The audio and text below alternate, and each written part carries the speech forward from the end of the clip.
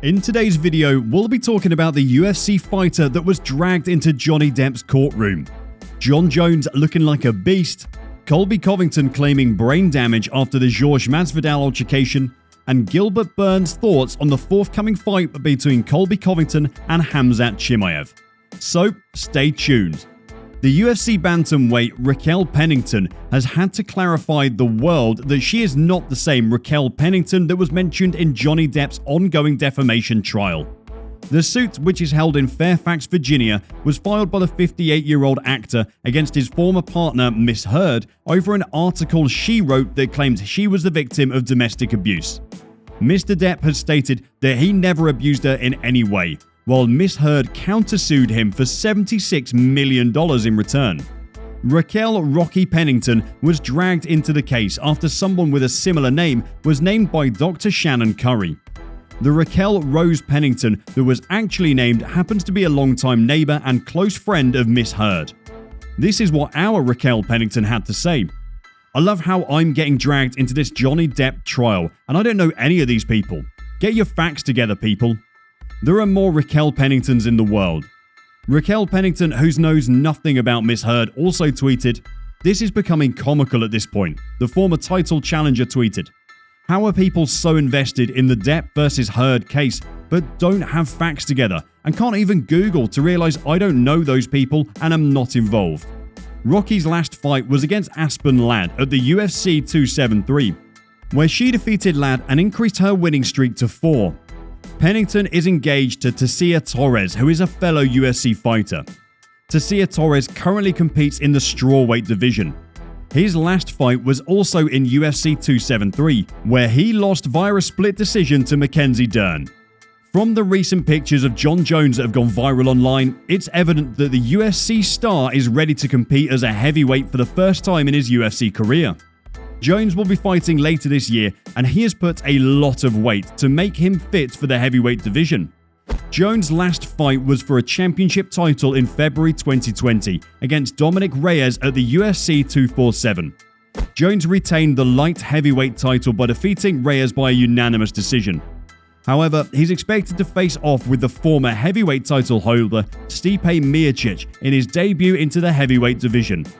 On Twitter, he wrote, "Stipe is saying that he'll be at the absolute peak in September. I'm disappointed but patient. I want the heavyweight GOAT at his absolute best. I'll wait until September, no excuses." The UFC president Dana White has also given us a hint about the Miocic versus Jones. While speaking to TMZ Sports about the UFC International Fight Week card in July, this is what White had to say. "Listen, people have been talking about how awesome this card is, and I was just telling somebody the other day our lineup for this summer is incredible." White also added that, "I'm hoping that Jon Jones is going to be a part of that lineup this summer." Yeah, Stipe makes sense.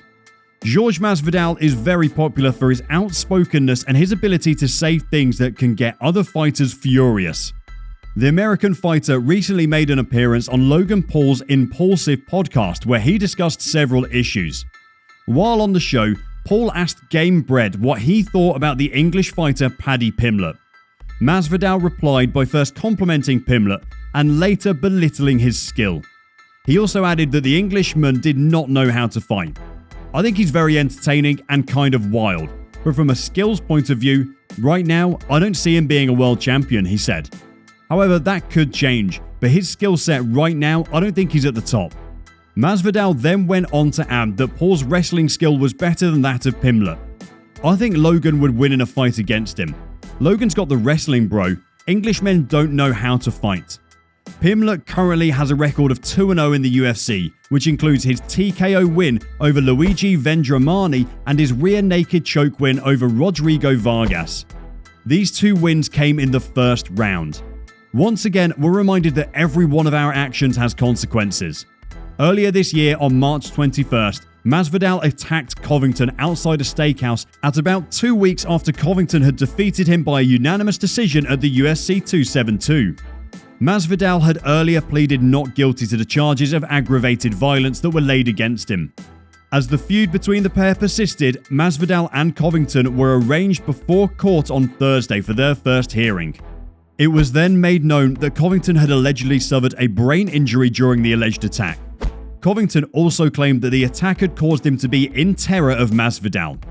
This made the judge to issue Jorge Masvidal a restraining order of 25 feet away from Covington and 500 feet away from his home. The next court date has been set for March 12th by Judge Zachary James of Florida's 11th Circuit Court, at which time a trial date could be set. Before any fighter can be qualified to fight in any bout, he needs to meet up with some requirements, and one of those requirements is the weight of the fight. As a fighter, you can either be below or above the demanded weight by just 2 pounds. It's always better to use a long period to achieve this weight, otherwise it might become life-threatening. In the case of Khamzat Chimaev, he had to go through a very difficult weight cutting process that will make him meet up the demanded weight in a matter of hours. A glimpse of the ordeal he went through can be seen in a gruesome weight cutting footage that was recently released on several social media MMA accounts. In the footage, Chimaev was basically struggling to make weight before the fight. The UFC star fainted a couple of times throughout the process.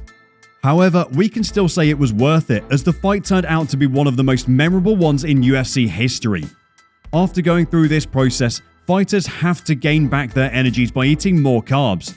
So yeah, these are some of the things that fighters go through when preparing for a fight. Now someone has noticed a trend in Covington's fights, and it's none other than Gilbert Burns.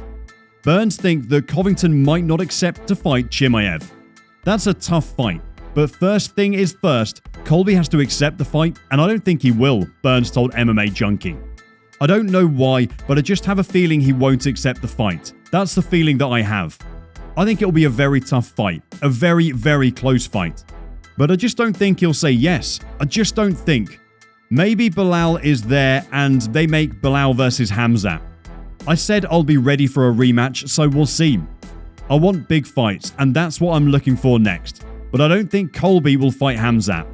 The UFC president Dana White had earlier proposed a fight between Khamzat Chimaev and Colby Covington.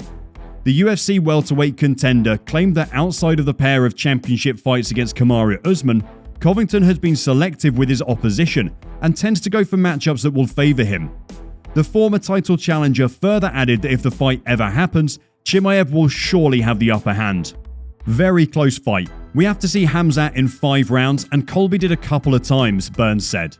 Very tough fight. I don't know if Colby can wrestle him. I don't know if Colby can take all the punches. Colby definitely doesn't have the power in his hands to hurt Khamzat. I see Khamzat maybe the favourite in this fight. Hope you enjoyed today's episode. Don't forget to subscribe to this channel and also turn on your notifications. We'll be reading out our top comments in the near future. And make sure to watch our other videos to find out all the latest news in MMA.